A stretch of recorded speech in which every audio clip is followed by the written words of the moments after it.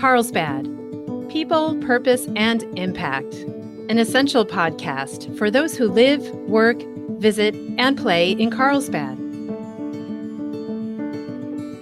Hey, welcome everybody. Bret Schanzenbach here from the Carlsbad Chamber of Commerce, and we have a little bit different format today for our podcast. I do have a guest here in studio with me, but instead of an interview, we're going to share with you a presentation we just gave. So with that, my guest is Mr. Adam Jacobs. Adam is the chair of our board, the owner and founder of the Jacobs Sheriff Group, the owner and founder of Fortis Fitness Yoga Lux, as well as other business ventures, probably both. Adam, thanks for being here this morning. It's my pleasure, and I do think business is an adventure. Yeah, that's for you're sure. Right.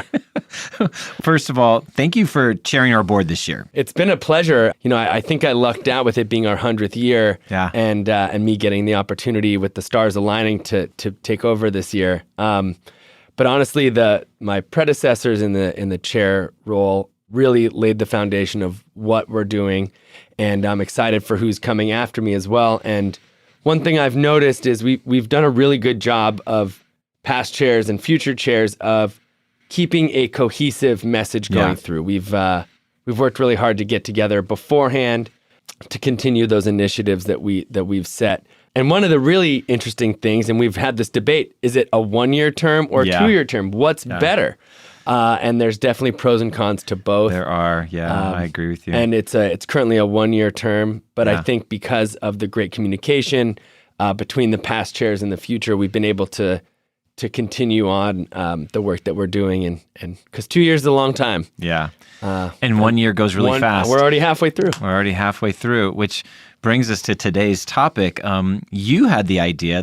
I give you all the credit, probably towards the tail end of 2022, that we should use one of our First Friday breakfasts, which is a regular staple here in the Carlsbad Chamber, to share with our own membership kind of a state of the chamber, kind of a presentation, and talk about our history and what we do and our initiatives coming forward. So kudos, and what led you to that thought in the first place? Well, thanks for saying that. One thing when I came in as chair I wanted to do was to bridge the gap between the board of directors and the general membership population that we have. And so I was thinking of different ways to do that, as simple as getting our board members to the various networking events and committee meetings that we have, just so there is that interaction. But also, how do we bring to the general membership what it is the board does? What is the chamber doing outside of the networking? Yeah. And having attended many First Fridays throughout my time as a chamber member, I thought this was a great opportunity to do just that.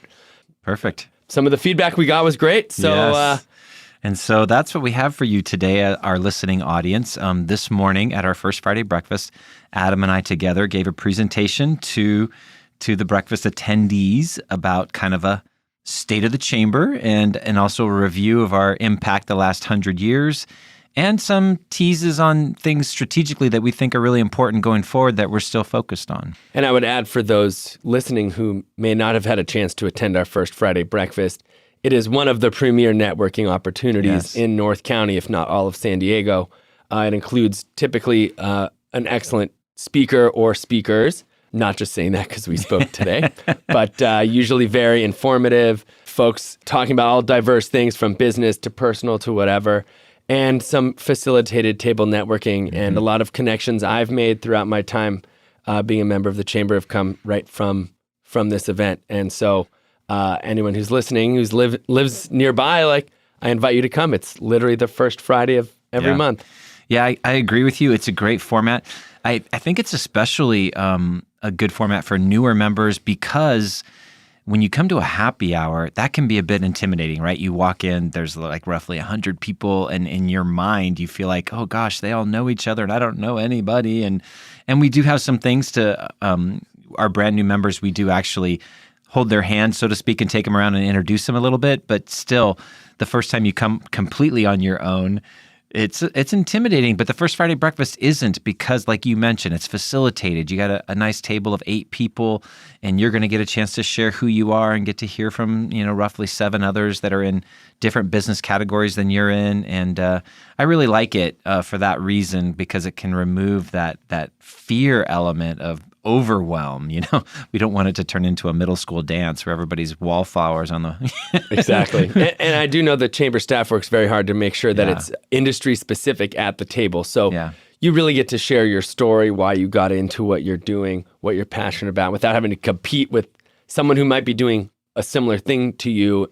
So I just think it's a really great format. And I was pleased that we had the opportunity to share it as the speakers today. Yeah, and I want to give you another little shout out. This didn't even come up this morning at our talk, but you're not even 48 hours removed from returning from an extended trip overseas in Europe, and so your time frame's all off, but there you were, ready to go. I really appreciate that. Yeah, my mom always says, if you want to play hard, you got to work hard. So. Yeah, very good. Well, with that, we're going to leave you all, our listening audience, with the presentation we gave at our June 2nd First Friday breakfast about the state of the chamber. We hope you enjoy it. And as Adam said, we encourage you to come to future First Friday breakfasts, and we look forward to seeing you. And have a great Carlsbad Chamber Day. There we go. So now we're moving on to the next portion of our program, and I'm so excited because you are going to hear from the CEO of the Chamber and also the chair of our board. So I'm going to let Bret take it away. So it's my pleasure to introduce you, if you haven't met him yet, the CEO of the Carlsbad Chamber, Bret Schanzenbach. Thanks, Marcy. And, I lost my notes. I'm going to introduce the chair of our board. The chair of our board is Mr. Adam Jacobs. He is the owner of the Jacobs Sheriff Group, but he's also the owner of Fortis Fitness Yoga Lux in Bressie Ranch. And he has actually other business ventures in addition to that as well that he may or may not touch on. And he has been a member of our board of directors for 6 years now, I believe. 6 years. And so currently chair of the board. And so I want to invite Adam Jacobs up as well. Thanks, Bret. All right. Hi, everybody. Nice to see you all. One of the great things about being a member of the Chamber for so long is I see a lot of very familiar faces. I've had a chance to meet many of you many times. And I also love seeing all the new faces in the crowd. So thank you so much for being here. When Bret and I came up with this idea, came out of my thought that I wanted to make sure that the general membership population of the Chamber knows what is going on outside of just the networking that we do. And the networking that we do is phenomenal. Look around. It's 7 o'clock in the morning on a Friday, and we're all here networking, right? But outside of the networking that we do, what else does the Chamber do? What are your dollars going towards when you sign up for a membership and your company signs up for a membership? And what impact do we have on our community? And so we'll go through a lot of that and what we've done over the last 100 years. But before we get all the way into that, I wanted to give a little bit of a background of what our board of directors even does. And so I'll give you a few stats. So we have up to 35 voting members on our board of directors. And they're made up of various diverse people from different business backgrounds, large business, small business, woman-owned business, veteran-owned business, all different industries. So we get that diverse and unique perspectives from each and every board member. We also have several emeritus board members that have been with us for a long time that they can't vote anymore, but they give us their insight and they carry that knowledge that they've had being in the community for so long. And then we also have advisory members, and those include Miracosta, Carlsbad Unified School District, Camp Pendleton, Visit Carlsbad, and many more. And every couple months, each one of them gives an update to us on what's going on in our community so we can stay up to date, not just on what we're doing, but what other organizations are doing that affects what we're trying to do. And while we're not part of the city of Carlsbad, and I know that is a big confusing point, we do have liaisons from the city come to us every month at our board meetings and give us an update on what the city council has discussed in their previous meetings, what their initiatives are coming up, so we can see where we can partner with the city. Again, we are not part of the city with them on that. Out of that board of directors, we have an executive committee, and that's made up of 9 members. And that includes the current chair, me, our chair-elect, J.R. Phillips, our past chair, Josh Mazer, our treasurer, Deb Beto. And then we also have 5 other members who serve as our vice chairs on the executive committee, and those include Alex Renee, Amanda Miles, Sue Lofton, Carl Stryker, and Miguel De Jesus, who popped in late, so we didn't get to recognize him earlier. Miguel is here as well. And so out of that executive committee, we vet a lot of the different initiatives we're looking at, and then bring it to the larger board for voting. Okay, so what is it we do? I've told you who the people are. So what do we do?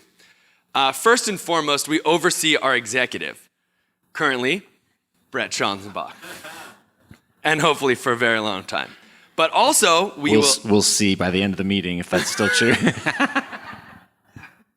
But also, in the case when we need to find a new executive, the board comes together, creates a subcommittee to do a search. And several years ago, we did just that, and that's how we found Bret. My friend Matt Leonard is here, and he was a very integral part of that search committee. We also set the strategic goals of the chamber, and we do that in conjunction with all of you. So many of you may have gotten a phone call in the end of last year as a survey. And we took, I think it was we got 300 or so responses. And it was pretty lengthy, a lot of different questions about everything that we do and don't do and everything in between. And once a year, we hold a retreat in November. And in that retreat, we go through, in addition to many other things, all of that data that we've collected and anecdotal things that we've talked with from people one-on-one. And from that, we whittle it down to a handful of initiatives that we want to do and implement into the strategic direction of the chamber for that year. And with that, we then set our budget. And so we set our budget starting in January, and that includes all those initiatives. We also look at many of the other events and networking opportunities and things, and that all goes into our budget as well. And then the interesting part that I'm not sure everybody's fully aware about, but we take positions on many different things. That includes projects coming up in our community. That includes legislation coming down from locally all the way up to California, or even federal, and other things like that. We do have a public policy guide. It is on the website. You can go check that out. So anything that comes through that falls inside of that purview, Bret and the chamber can run with. But many, many things fall outside of that. And we work very closely with the Government Affairs Committee, who will vet legislation, will vet projects coming through the city, and give us their recommendation, and then we will vote on that as a board of how we want to proceed. Does the chamber support this project? Do we oppose this legislation? Whatever it is, and then Bret and his team send that off to whoever the powers may be that need to see that. We also oversee all of the committees, and many of you I know are involved very heavily in many of our different committees. I myself helped start the Carlsbad Young Professionals group over, I think, 7 years ago now, and that is a thriving group of our young professionals. But we have several other, I know Marcy talked about the green business, I talked about the government affairs. There are many other committees. We oversee those in our new COCO overseeing group. And then our new addition this year, we have our clubs. And so if you're not ready, or something is interesting to you that may not fall into a committee, and you want to start the chamber chess club and get together and see whose queen's going to knock out the other one's king, maybe over a couple, wine, I don't know, whatever. So, for example, we started the clubs this year and we oversee that. I mean, we do much more than that, but that's pretty much what we do as a board, as a group, and as a chamber in terms of the impact that we have in the community. So I'll turn it over to Bret now to take you through some more information, and then we'll reconvene after that. So those of you who are in NetForce have seen a portion of this presentation, so it's a little bit of a review for you, but we are going to get into also looking forward big initiatives in the community that we think are very important that we will be engaged in, so that will be a portion that will be a little bit different for you. And when we look back at our 100 years, we thought it was important to take some time to reflect on what have we done over this century that we have existed. And so to start with, we always like to talk about what our mission is at the Carlsbad Chamber of Commerce. And our mission is to serve as an economic catalyst, a leadership convener, and a community champion. And I always like to point out this beautiful mural has literally nothing to do with the chamber, but it's my favorite in Carlsbad, so it made it into the PowerPoint. But as you look through the things that we've done, and as you heard from Adam about our structure and what we focus on, and when you look forward to what we're involved in, hopefully you'll see these three things as a theme throughout all of them. But to start with, we were founded in 1923 by a gentleman named Roy Chase. He was a very interesting guy involved in a lot of things. He was postmaster. He ran the railroad station. He opened a grocery store and the chamber all out of that same building. And he was also a developer who built a hotel, a church, a theater, and his wife was a charter member of the Carlsbad Women's Club. So super civically engaged. And so he served as the president of the board for the first 2 years of our existence. And the second guy who served was Luther Gage, who brought the ranunculus flower to Carlsbad. So our history as a chamber is tied very closely to the history of our agriculture and the flower fields. He also introduced the gladiola to Carlsbad and is the grandfather of the flower fields. So tied in very deeply with our heritage there. You know, so we're 100 years old. Those of you that know your Carlsbad history know that that's older than the city itself. So the process of becoming a city was very tied to the chamber. The way that started was back in May of 1952, the city of Oceanside was trying to annex a large coastal strip of Carlsbad. They wanted the new Encina power plant that was going to go up. And so they made a pitch to annex a big chunk of Carlsbad, and it failed. And this is where you always hear it's important to vote. It failed by a vote of 45 to 45. That's how narrow the margin was. If one of those votes had flipped, this out here would be Oceanside, not Carlsbad, literally. So it failed, and the chamber snapped into action as soon as that failed. A gentleman by the name of Red Robinson was the chair of the board at that time. He had a plumbing company, and he mobilized the community and said, we need to incorporate to protect ourselves and to protect what we know as Carlsbad. And so the very next month, they held a vote, and also a very narrow victory for the whole community to vote to incorporate. It was something like 582 to 536 or something like that, and Carlsbad voted to incorporate. And the very first mayor in Carlsbad was a gentleman who had been president of the Chamber's board twice before he became mayor, Dewey McClellan.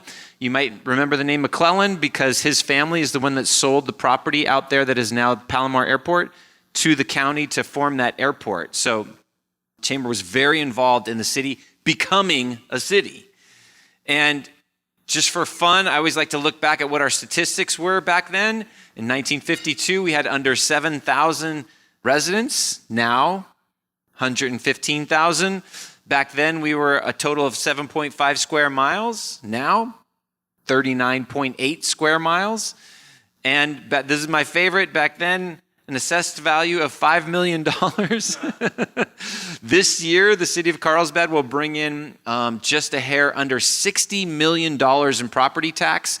So those of you who can reverse engineer that math and tell me what our assessed value is, I leave that to you. But it's a lot, and it starts with a B, not with an M. It's a lot of money. So Carlsbad's come a long way. And so then in the late 50s, another issue was popping up in our region, and that was the lack of quality health care. And it was the three chambers in this area that came together and decided we needed quality health care for our own region.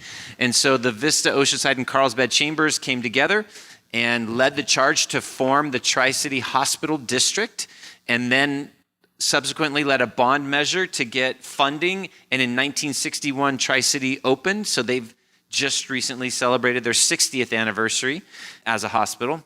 These days, they have over 500 physicians associated with them and over 60 specialties. They employ over 2,000 people and are one of the biggest employers in the Tri-City area, so they are a major community participant. And then going into the 1970s, the Carlsbad Village Fair was started in 1974. And it is the largest single-day street fair in the country until somebody proves me otherwise. That's marketing 101. Until they can prove it, I'm going to keep saying it. But we bring in over 100,000 guests twice a year. First, and I know a lot of you have been, first Sunday of May, first Sunday of November. So if you extrapolate that in almost 50 years of hosting it, 100,000 people per twice a year, we're getting close to 10 million people that we've brought to downtown Carlsbad to expose them to our businesses, our restaurants, our retail, our community. That's a massive impact to continue to promote Carlsbad and champion our community. I would also add that a lot of people don't necessarily know that the Chamber is we are the ones that run the Village Fair. That's right. And so that is one of the biggest boosts to our revenue stream is the Village Fair, but also obviously a sense of pride. Good, well said. And then going forward to the 1990s, Lego was looking for a place to open their first North American theme park. And they vetted thousands of locations, and it came down to two options, Carlsbad and some place on the East Coast. And in 1993, Elaine Littleton was chair of our board of directors, and she led a delegation to Denmark of city, civic, and business leaders to convince them that Carlsbad was the place for Legoland. She then subsequently, the very next year, led a referendum, and the voters voted to approve bringing Legoland in, and it opened in 1999. You cannot overestimate the economic impact of Legoland here locally.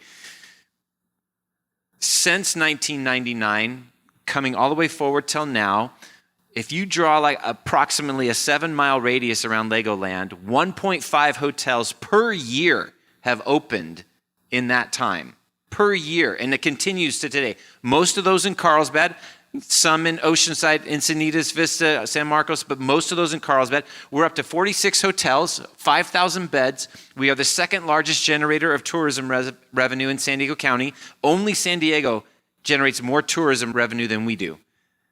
That's amazing. This fiscal year, $38 million come into the Carlsbad general fund budget from tourism revenue, thanks in large part to Legoland. And plus, not to mention the role it serves as a workforce development tool. How many of you have a kid or a grandkid that worked at Legoland as one of their very first jobs? Yeah, exactly. And then I'll come forward to the 2000s. In 2000, Carlton Lund was inspired as he saw the brand new, freshly minted sign in Encinitas and said, doggone it, we need one of those in Carlsbad. And he led a 14-year campaign to get the sign up in Carlsbad. We had one in Carlsbad in the 1930s, and nobody can tell me exactly when it came down or what reason it had to come down. But we had one, and he was dead set that we had to erect it. And so the one that's there now was funded thanks to TaylorMade Golf, $250,000. Carlton was chair of our board when all this came together, and the Chamber was the kind of the backbone organization that helped him pull it all together.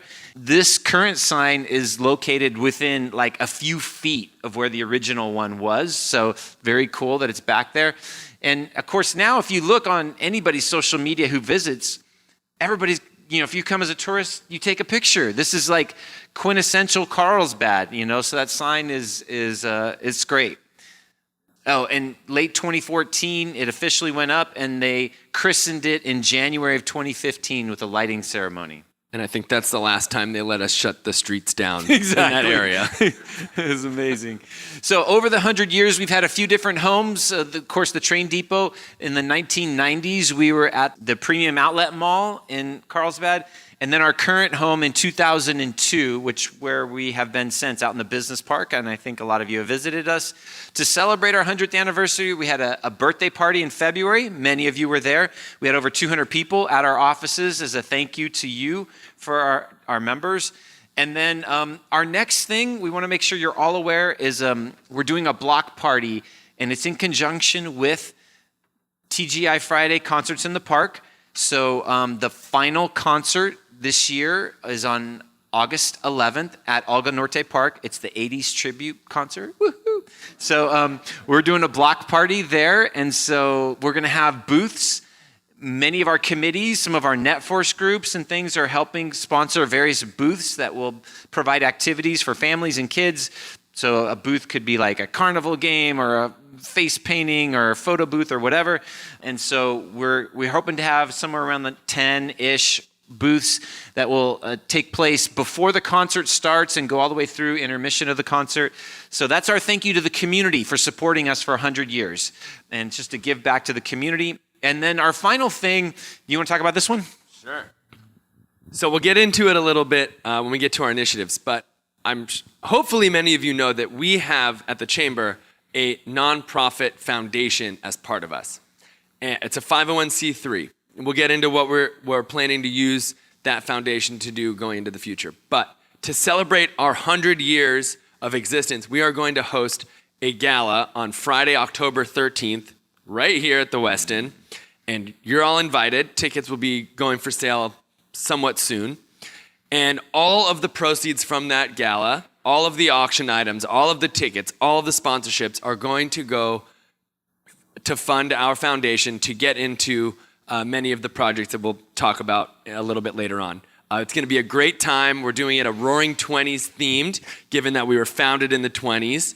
And it's going to be just a blast. We're hoping to get 400 people. We're going to have a dance floor, excellent band, great food. It's just going to be a wonderful evening of celebration and to raise money for a great cause. So hopefully we'll all see you there, and it'll be a lot of fun. And with that, let's go into the future. Let's talk about what's next. That was a fun look at what we've done, but it's time to talk about some initiatives that are coming up. When you think of economic development, and if you think historically, what a lot of people think of economic development is how to get really good businesses to come to your community. So, for instance, Callaway Golf was started in Georgia in the early 1980s. It moved to Carlsbad in 1983, and now we feel like, it's synonymous with Carlsbad. TaylorMade was founded in Illinois in 1979, moved to Carlsbad in 1999. And so we think of economic development as we need to get more of these guys to move to Carlsbad, or like a Viasat, who started here in Carlsbad, right, to bubble up. But what we've known for a long time, like everybody here in this room knows somebody. Think before COVID. Don't think of the pandemic timeframe, but before COVID, you knew somebody, if not multiple somebodies, who left the local area and still kept their job. They're like, I'm moving to, and you can name the states, right? I'm moving to Texas, Tennessee, wherever, to Florida, I don't know, all these different places, but they didn't have to let go of their job. Right? And then the pandemic came and the whole virtual work thing just exploded like on steroids. So we all know that people can go anywhere and take their work with them. So with that in mind, what does that mean for us? It's not, economic development isn't just about, we have to attract business. We have to attract talent. We have to be a place that grows and attracts talent to our area because they'll bring their work with them or their innovation with them. So a great example, a gentleman who was on our board for a couple of years, and several of you know him. He's actually going to be a guest speaker here in the coming months at First Friday Breakfast, Claude Jones. Claude Jones originally worked for Yahoo, and he got recruited away by Yahoo. Walmart recruited him to come and start their e-commerce backbone of Walmart. They were trying to compete with Amazon. And they immediately said, we want you to move to Silicon Valley and start this. And he's like, why? Why not just start it here in Carlsbad? He was already living here, working here for Yahoo. And they said, well, that's where the talent is. And he said, no, there is talent here. If I can find 8 people to start this new initiative in Carlsbad, will you support starting an office here? And they said, sure. And so he did. He started with 8 people. And then it grew and it grew. And then it grew to that big building over there off of, Avenida Encinas. And before the pandemic, it was up to 150 people. And then the pandemic hit and they all worked remote. I have no idea if anybody's in that office anymore, but he grew it from 8 people to 150 by choice here in Carlsbad because of the quality of life. So for us as a chamber, those are the kind of things that we need to be about. We need to be about attracting talent to our region and growing talent and keeping talent. So all the factors that go into why somebody want to locate here are things that we need to be involved in. With that, I'm going to let Adam talk about some of the things that we do. So talent doesn't just arrive. I mean, you can buy a free agent for the sports fans out there, but you also have to grow your farm system. And one of the ways that we do that is our Rising Star of the Month. And we do that, what it is we honor some high school seniors who have overcome some adversity in their life, and the adversity is all over the map, unfortunately, who continued their studies and excelled in their academic and social life. And every month we honor, during the school year, we honor a handful of these students from the various different schools in our region. And at the end of the year, we pick 4 or 5 that really stood out amongst that group, and we offer them college scholarships. It was 10. We gave 10. Oh, 10? Yeah.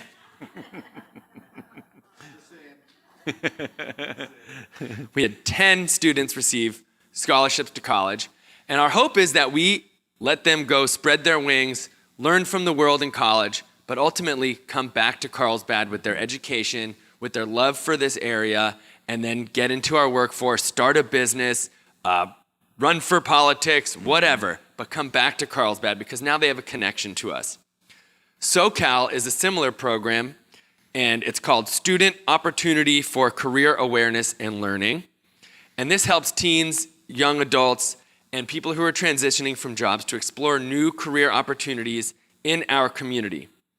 We do that by partnering with several of the other chambers and some other organizations and create videos of what's a day in the life as someone in a particular job. And many times, students who are looking at these or other people don't realize that, say at TaylorMade Golf, you can be in marketing or in manufacturing or in human relations or in any other type of position. It's not, one company can have multiple different places for you to fit in depending on what your passion is. And so this has been a great opportunity for us. I know it's a big passion of Bret's. We also have our Boots to Business program to help some of our veterans in the military who are transitioning out of the military and back into the workforce. This was a big thing that we did many years ago, and we are bringing this back. It is so important to get these people who have served our country for so long to get back into our workforce with the skills needed for it today. And then one of our favorites is the Junior CEO program. This is modeled after something in the Visalia Chamber, and it helps promote entrepreneurship in the schools, helps students see what it's like to be the CEO of a big company, small company, whatever. And lastly, and we got to meet many of our friends this morning, is the Kindness Certified Companies. What better way to model what a company looks like than to do so in partnership with the Kindness Certified Companies. And we don't need to go further into that because we had the best example this morning. So these initiatives here are just a few of what we plan to use our 501c3 foundation to help promote and to fund. And so this is a really exciting time for us. Our goal is to really raise the bar of what the impact of our chamber does in our community.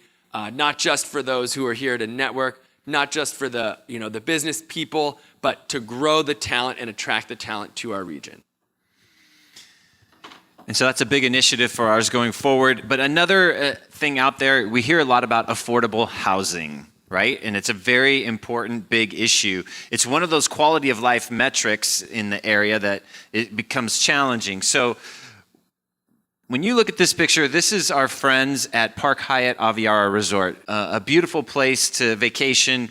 But as you know, it takes a significant staff to make the experience that people have when they come to a resort like this. And we have obviously several of these resorts. And the challenge is to work there. A lot of those people, like things like housekeeping and all these kind of jobs, they live there and farther beyond. It's very challenging, right?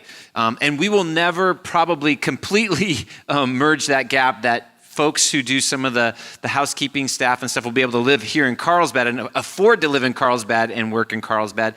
But what about these guys and these guys? What about them? Can they afford to live in Carlsbad and work here. And this is the challenge, right? And so a lot of people, we get focused on, well, we need more affordable housing. And there's a technical definition of affordable housing, right? There's an actual, okay, this much of the median income qualifies you for this and that. And it's true, we need to build more of the affordable housing. But the affordable housing will not solve the situation. None of those folks qualify for affordable housing. They make too much money. So they make too much to qualify for affordable housing, but not enough to qualify or not enough to afford market rate housing. So this is the rub. And so I was sitting here, we were talking some real estate this morning, and I know there's other realtors in the room. Real estate is the ultimate supply and demand economy. Our demand is through the roof here in Carlsbad, and supply is limited. So yes, we need more affordable housing, but we need more market rate housing as well. So we as a chamber, we're very engaged in this. So for instance, last month, the Planning Commission was looking at a project in South Ponto area. And South Ponto is highly charged. If you live in that area, it's like, oh my goodness, if you breathe anything down there that doesn't say park, they freak out, right? And so there they were at the Planning Commission. It took hours just to get through this meeting because the local residents were there claiming foul. And what was the proposal? There's this dilapidated, horrible self-storage thing in South Ponto that's been run down for years. And so a developer who bought it wants to build these really nice apartments that would be a huge upgrade to the property. And then, of course, the residents are like, foul, foul, foul. How dare you? Build a park, build a park, build a park. So from us as a chamber, it's like, okay, it's the city leadership has zoned it a certain way. A developer comes in and says, oh, that's what it's zoned. Here's a project that meets your zoning. We're there to support them. We're their backup to say, yeah, this fits, this makes sense. This would be an asset to our community. This would be an asset to all those professionals there who are looking for ways to afford to live in Carlsbad.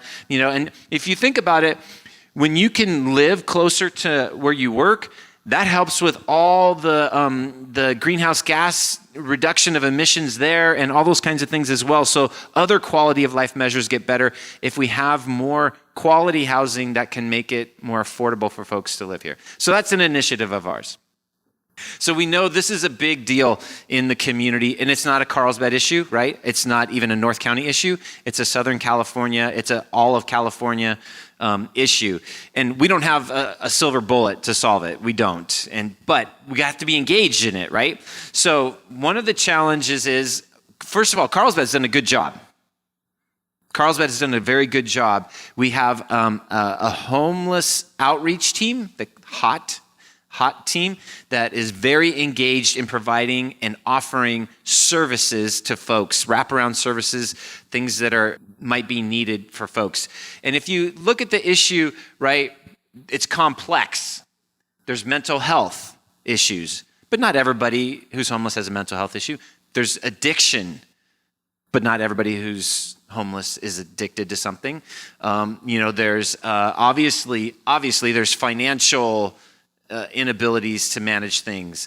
So it's a very complex question, but what we don't want is to sit back and say, oh, we're doing a great job, and the next thing you know, Carlsbad starts to look like that, because it's a very quick process stuff like that can happen. And as you know, it's like San Diego right now is talking about this, right? San Diego, the mayor is trying to pass stuff to clean up and get away from stuff like that. That's not a picture of San Diego, since you can see the Seattle Needle in the background over there.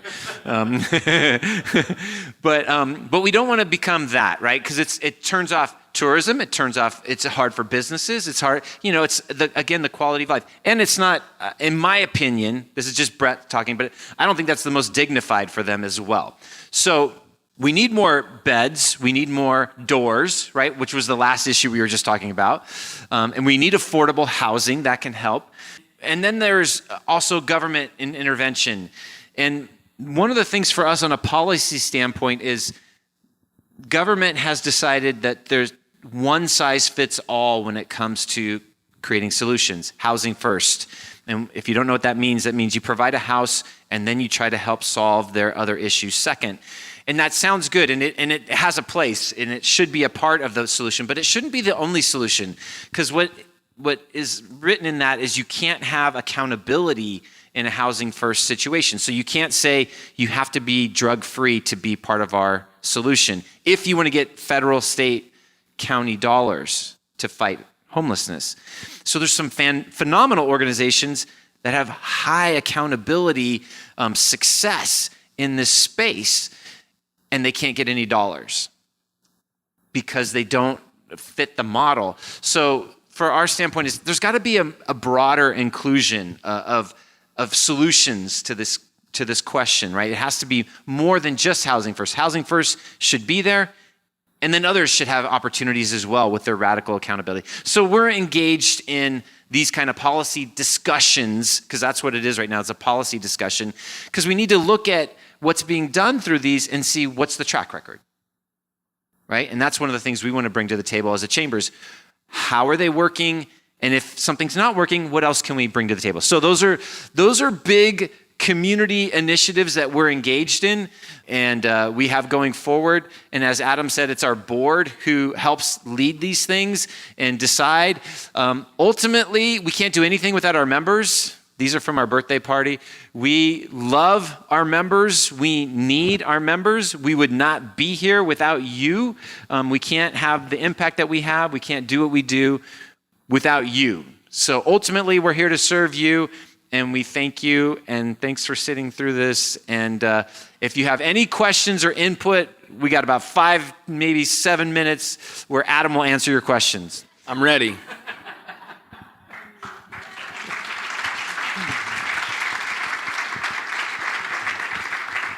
But seriously, thank you all for being here. You know, the commitment to showing up, not just on Friday morning at 7 a.m., but the happy hours, the committee meetings, all of the other things that we do, that is truly what makes this a special community. So with that, if there are any questions, we'd be happy to answer if we can. If not, we'll... Or comments. You know, yeah. Yeah, it was before my engagement time here in Carlsbad. How did we get TaylorMade to come here? Sure. So definitely the quality of life factors, right, are a big deal. So when you think of what makes a community desirable to be a part of, you can think of the factors, right? You want good schools, you want safe, low crime rates, you want amenities and parks and all those kinds of things.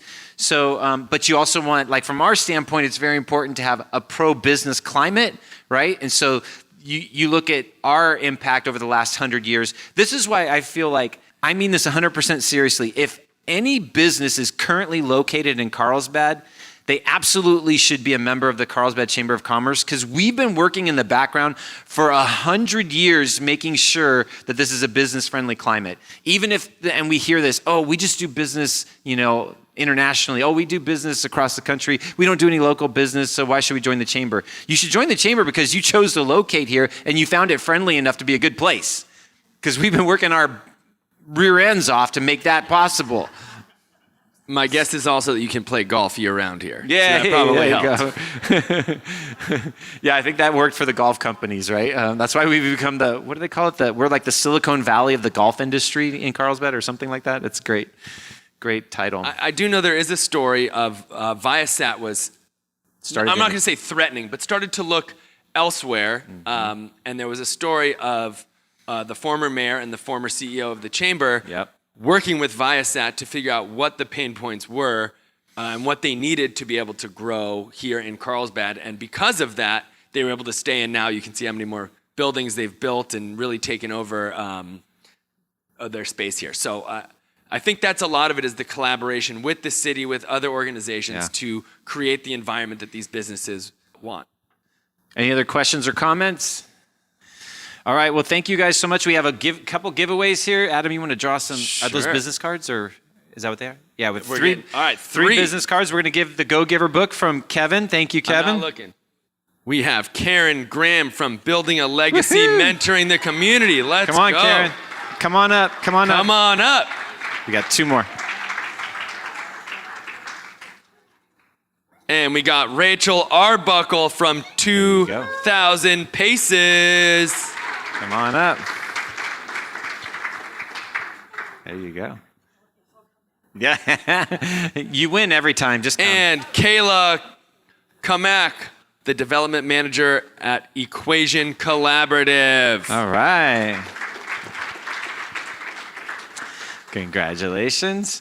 Guys, there's some upcoming events. It's already on your agendas or flyers there that are on your table, so I'm not going to repeat everything there. So please take a look at upcoming events. We do appreciate you. We appreciate your time, your engagement with us.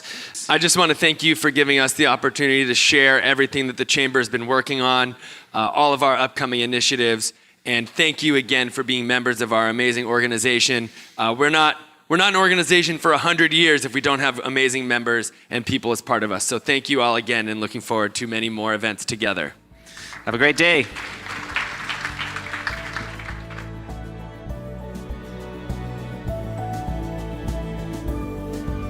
Thanks for joining us on our Carlsbad People, Purpose, and Impact podcast today. If you enjoyed it, please hit the follow button on wherever you get your audio, and please tell a friend. We would love to hear your feedback, which you can share at carlsbadpodcast.com. You can leave us a review, ask a question, or leave an audio comment, which we can play on the show in the future. And that's all we have for today. Can't wait to see you next time on Carlsbad People, Purpose, and Impact. And remember, share some kindness today. It's free, creates goodwill, and makes you feel great.